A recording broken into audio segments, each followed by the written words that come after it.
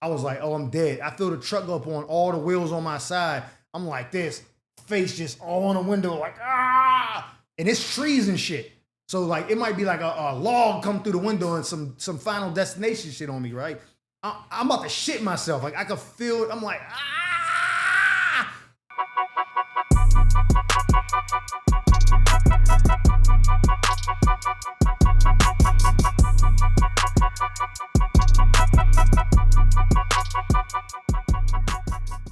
Welcome back to another episode of the Chronicles of Mike Murphy. I am your host, comedian Mike Murphy. Hey, before we go any further, please do me a favor. If you're not already subscribed to the channel, stop what you're doing and hit the subscribe button. Like, share, comment. Tell a friend to tell a friend, because any way that you can help contribute to growing the audience on my channel, I greatly appreciate it. As I said it before, I'll say it again. Without you, there is no me, and for that, I am forever thankful. Today's Wednesday, halfway through the week, 2 days to the weekend. I hope you guys are having an amazing week so far. Let's knock out the rest of the week positive. You know what I'm saying? Let's knock out these last 2.5 days. Get to the festivities on the weekend. Relax a little bit. You know what I'm saying? Catch a movie, little hookah lounge or whatever you like to do. Wine night with the girls, happy hour, wing night with the fellas, whatever you like to do. You know what I'm saying? Let's just get to that point and let's finish out the week strong. So let's dive into this episode. In today's episode, I'm taking y'all back to the beginning of 2017, like March, maybe April. In one of my early episodes, I told y'all that I had sold my pizza shop, kind of like went broke with that, took a big crazy loss on that, then had to get another job. So I got a job with this garbage company. End up hitting the button wrong, opened out all this trash on the street. I posted the video. If you haven't seen it, go back and watch that. You know what I'm saying? It was a crazy story. But I had that job, and I remember getting fired from it, thinking, yo, this is the worst possible thing that could happen, because I didn't really even have enough money saved up to last me to like to get another job. Because I ain't gonna lie, coming off the pizza shop loss, going into that job, I was broke. So I was getting that job to kind of like recoup the savings, but then I got fired before that could even happen. So sometimes we look at things like, and this is, let's just step away from the story real quick. This is just something I want to say. Sometimes we look at something like it's a bad thing, not realizing whether it's bad or not. And I like to tell people the story I heard. There's a couple different variations of it, but the premise is it's about this Chinese farmer, right? He got a wild horse, like a Mustang or something.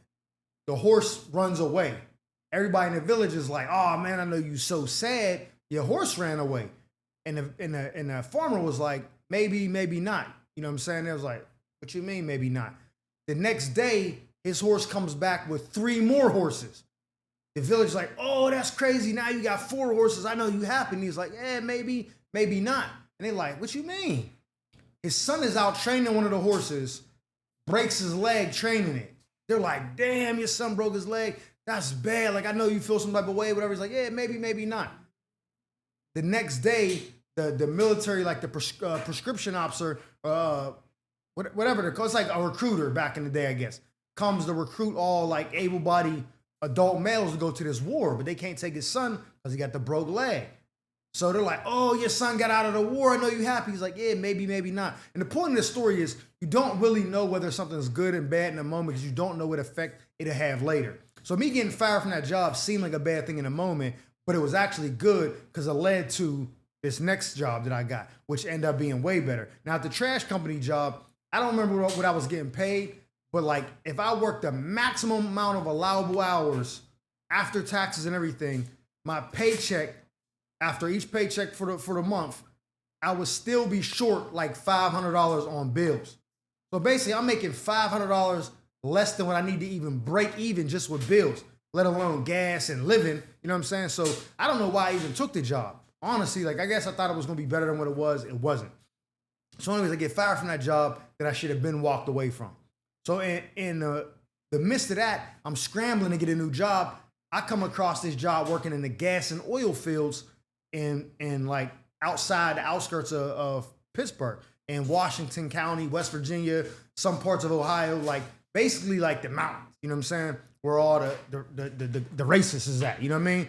So I apply for this job. I don't know what it is. It's driving trucks.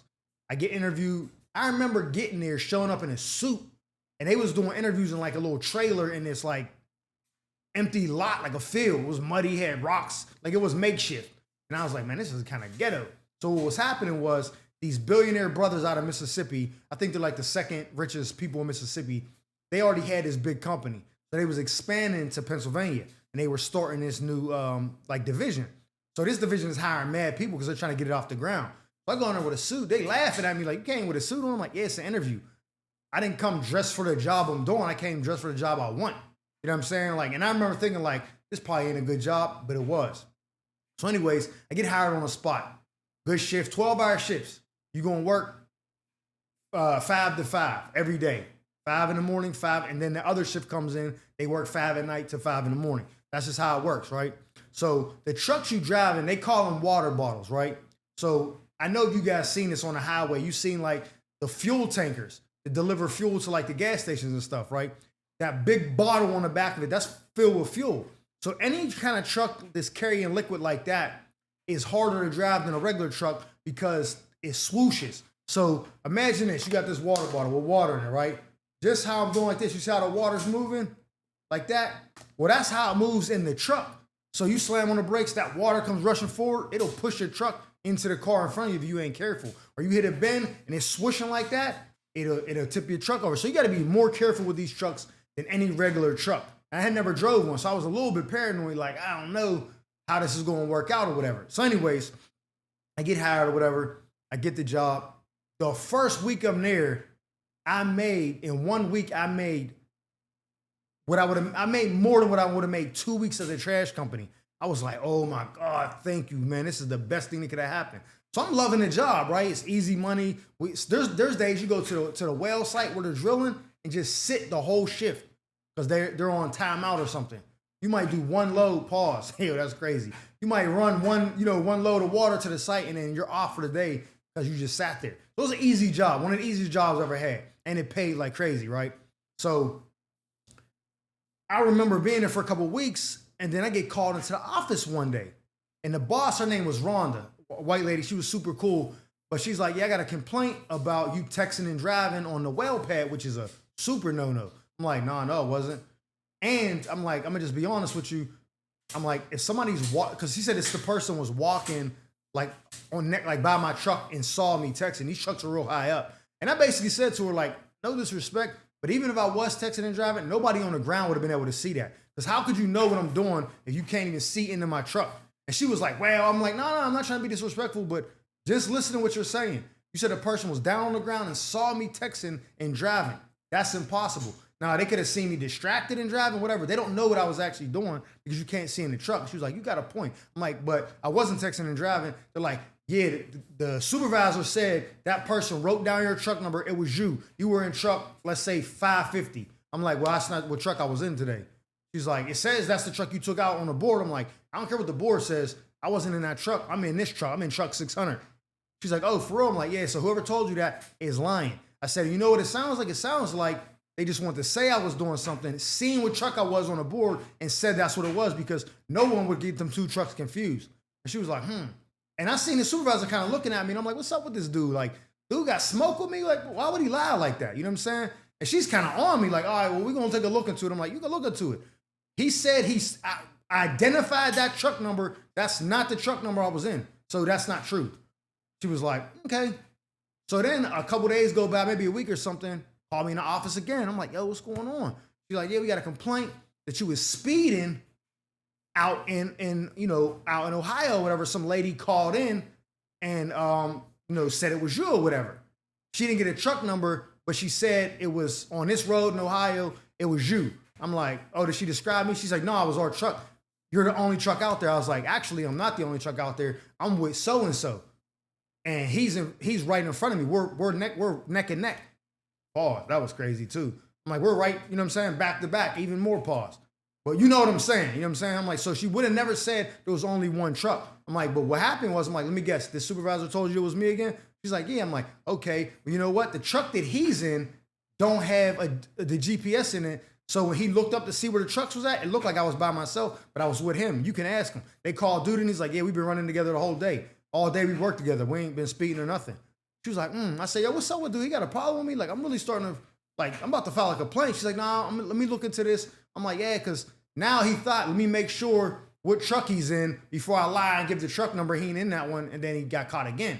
So I'm getting tight, right? So a third incident happened where dude lied on me or whatever. And I remember she was kind of looking at me like, even though every time I proved it wasn't me, she was starting to look at me like, yo, this dude's a problem. And then she finally caught dude lying. Fired him, right? He was making good money. He was making like $150 a year in Pittsburgh. That shit is, you up. She finally caught him in a lie. I can't remember. She didn't tell me why, but she caught him like red-handed lying on me. You know what I'm saying? So she fired him. So she was like, I want to apologize. Everybody says you're a really good worker. I'm like, yeah, man, I ain't here to cut up or nothing. I'm doing my job. I don't bother nobody. She's like, oh yeah, we'll apologize. So at that point, I kind of got in her good grace, but I wasn't like standing out to be like a great driver. So in my mind, I was like, I got to do something to make her really like me on top of her feeling guilty about her blaming me for something. You know what I'm saying? That I wasn't doing. So trainers that worked at the job got paid more than regular drivers because they had to train like the new people or whatever. To me, I thought that was an easy job because there's times where you get to not do no work at all and get paid extra. So I wanted to be a trainer, but they would never let me be a trainer or whatever. I'm like, cool. But one day it's raining, right? We get a couple new guys coming to the job or whatever. There was this one black dude, I forget his name. He was older than me, you know what I'm saying? Probably like mid-50s, like 53, 54, something like that. He looked like a weirdo. I ain't gonna lie. He's walking around looking confused. One of the dudes who was supposed to be training him, they had an altercation, whatever. He's like walking around in the rain. I'm like, yo, you good, bro? He's like, nah, man. I'm like, yo, jump in the truck, man, so you don't get wet. I'm like, what's going on with you? He's like, nah, man, that dude's racist. I'm like, who? He tells me. I'm like, oh, yeah, probably. Like, I didn't have some run-ins with him, too. He's like, I'm supposed to be training with him. He told me, you ain't getting in my truck. I'm like, what? So I tell the supervisor, his name was Rick. I'm like, yo, Rick, dude said this, boom, boom, boom. I'm like, you got to deal with that, man. And Rick was a white dude, but he was cool as hell. That was my guy. He was the one that trained me when I got the job. So he was like, he said that? I'm like, yeah. He was like, well, listen, bro, I'm going to be honest with you. He pulled me to the side. He was like, that's definitely not okay, but I don't want him working with that dude if that's how he's acting. I got to deal with this separately, but I don't want him going with that dude, you know what I'm saying, while he's acting like that. So I know you're good at your job. I trained you.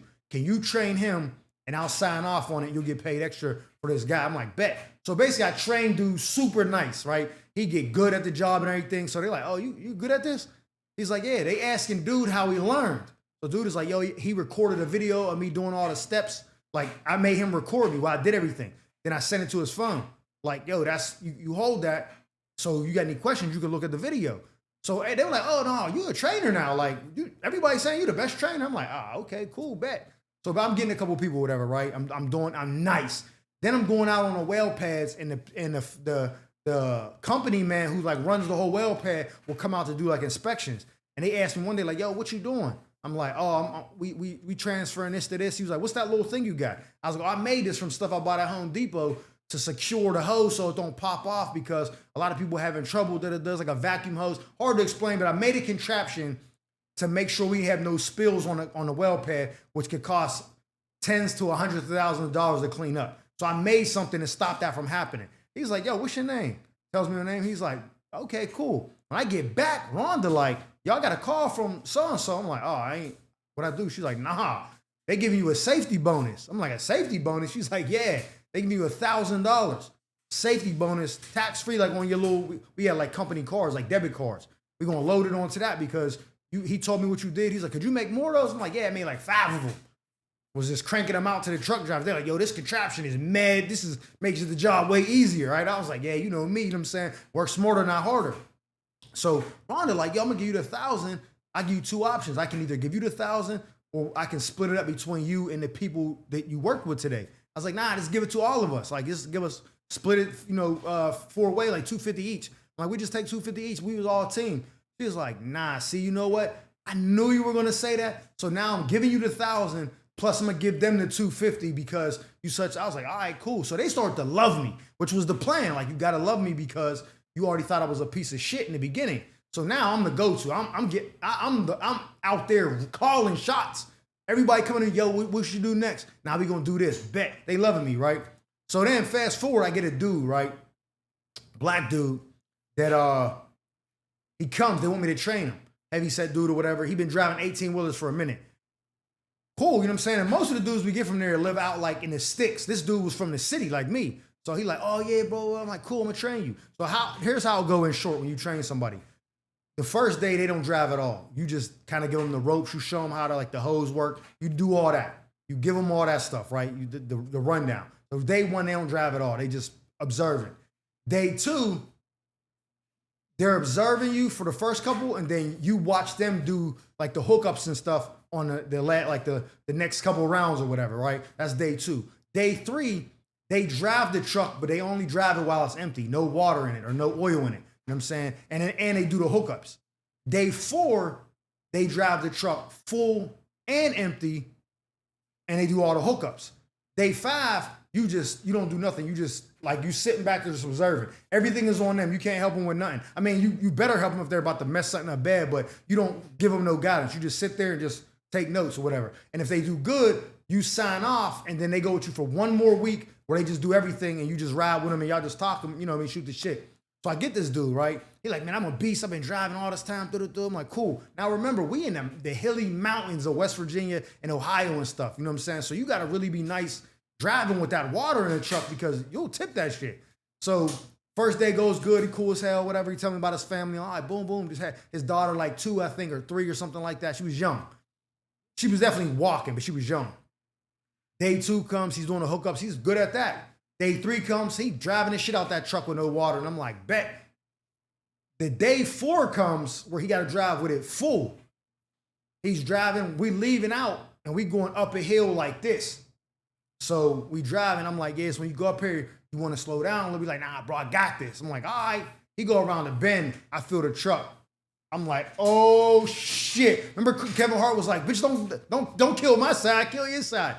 I was like, oh, I'm dead. I feel the truck go up on all the wheels on my side. I'm like this, face just all on the window, like, ah! And it's trees and shit. So, like, it might be like a log come through the window and some Final Destination shit on me, right? I'm about to shit myself. Like, I can feel it. I'm like, ah! Boom! We just land back down. The whole truck rocks. I hear him like, the shit stalls out because it's a stick. I'm like, I'm like, this shit, he's like, nah, we good. I'm like, yeah, right, nigga. We is not good. He said, no, it's cool, I got it now. I'm like, yo, bro, you sure you want to switch? He like, nah, I'm cool. We get up to the top of the hill, whatever, we get to the spot, he's like, yeah, let's switch. I'm like, bet. So I jump in, I take it, we unload that water or whatever. On the way back to get more water, I'm still driving, he picks up his phone. Hello? Huh? Are you serious? Oh my God, okay, just stay right there. The acting's horrible, right? I know he's fronting. And in my head, I'm like, he's going to say something happened with his kid. I didn't say it out loud. I said it in my head. Hangs up the jack. He's like, yo, I got to go. My daughter just fell down the steps, bust her head open. My wife is taking her to the hospital. I'm like, oh, shit, let me tell them on the radio. So we don't even pick up this water because if I pick up the water, then I got to go straight to the spot because you can't drive, just be having this water on like back at the yard or whatever. So, because it ain't just regular water, FYI. It's like, it's got chemicals in it. So I call them and I'm like, yo, dude, got this, boom, boom, boom. They're like, oh yeah, bring him back. You know what I'm saying? Just drop him off there. You can finish the rest of it. I'm like, cool. Drop him off. He jump in the whip. He dipped. I never seen dude again. He never came back. They asked me like, yo, how was he doing? I was like, I'm gonna keep it a buck. He's lying about the kid. I'm like, this is what happened. And then he didn't want to drive no more. And then I seen him fidgeting on the phone, like sending yo, text me and say this so I could get out of work. You know what I'm saying? Because he never came back. He quit the job. I never seen him again. We was following each other, I think, on Facebook at the time. I never even seen him on Facebook no more after that. Like, that was the end of the story. He almost killed me on a joint and then made up an excuse about his daughter falling down the steps. So, boom, he just left. That was it. I finished the day out or whatever. Fast forward, probably like right before I moved to LA, I'm in Target. Target. I'm in Target. I'm buying something, deodorant or something, I can't remember. I look up and I'm like, this dude looks familiar. Now this is approximately 2 years later. So I'm like, this dude looks familiar as hell. We're looking at each other. He like, yo, your name Mike? I'm like, yeah, what's your name? Like, son, I was like, oh, I was training you at the, he's like, yeah, that shit wasn't for me, big homie. I quit that shit, dog. I'm like, your daughter cool? He's like, man, that was some my shit. I texted my girl. He basically said exactly what I knew he did. Because when it comes to using your kids to get out of work, that's inexcusable. You can't argue with somebody when they use their kids. A girl don't want to go out on a date with a dude. She got to be like, oh, my kid, sick. Well, how you going to contest that? You just got to let it go. The kid trumps every excuse. He was like, nah, bro, that shit wasn't for me, man. I pissed myself a little bit. He was like, nah, this ain't for me. I need to get back in the 18. I'm like, bro, you know you almost killed me that day. He was like, man, my bad, bro. How you been though? You good? I'm like, yeah, I'm about to move to LA. I'm doing comedy. He was like, oh, you was funny as hell. We chopped it up for a second and shit. So shout out to my guy. But yeah, homie almost killed me with that joint. You know what I'm saying? And then that was kind of it. I trained some more people. But to go back to the beginning of the story, about how I said like some stuff is a blessing in disguise. Me getting that job, me losing that job at the truck job, the trash job seemed like a negative, right? Then I end up getting this job. So with this job, I worked at this job for 10 months. I made $110,000 in 10 months working this job, which allowed me to then buy my dump truck to start my own trucking business to do that, which I did for 2018 and 2019 until I moved to Los Angeles to pursue comedy full time. But it allowed me to start my business. I would have never done that at the trash shop. I would have still been there mad as hell every day, not being able to pay my bills, eating ramen noodles and beans and rice every day. You know what I'm saying? So before we end the episode, I just want to tell you, whoever's watching this, man, sometimes what seems like a bad thing is really God just protecting you or blessing you with something else. Because I seen a meme one time, and it was like a dad holding a real big teddy bear behind his back and was like reaching out for his kid, like, yo, give me the little teddy bear. And the kid didn't want to get a little teddy bear. He's like, nah, this is my teddy bear. He was like, well, you can't hold two things when you holding one. And the kid didn't understand it. He's basically like, yo, I need to take this away from you so you have room to accept this bigger gift. So whether it's a job, a car, a house, a relationship, sometimes you got to remove that thing from your life that's blocking your blessings so you can make room for what's to come. You know what I'm saying? So by God taking that job out of my way, it allowed me to start looking for something better, which ultimately led to something better after that, which ultimately led to where I'm at now. So it's like, when something bad happens to you, man, just look at it like, man, maybe this is for the best. And when something good happens to you, maybe it ain't as good as you think. You know what I'm saying? So with that being said, man, that concludes this episode of the Chronicles of Mike Murphy. Again, 2 more days till the weekend, man. I hope the message that I left with you resonates. I hope you guys stay safe, blessed, prosperous. Again, if you're new to the channel, please hit the subscribe button, like, share, comment, tell a friend and tell a friend. Any way that you can help contribute to growing the audience on my channel, I greatly appreciate it. Just said it before, I'll say it again. Without you, there is no me. And for that, I am forever thankful. I will see you guys.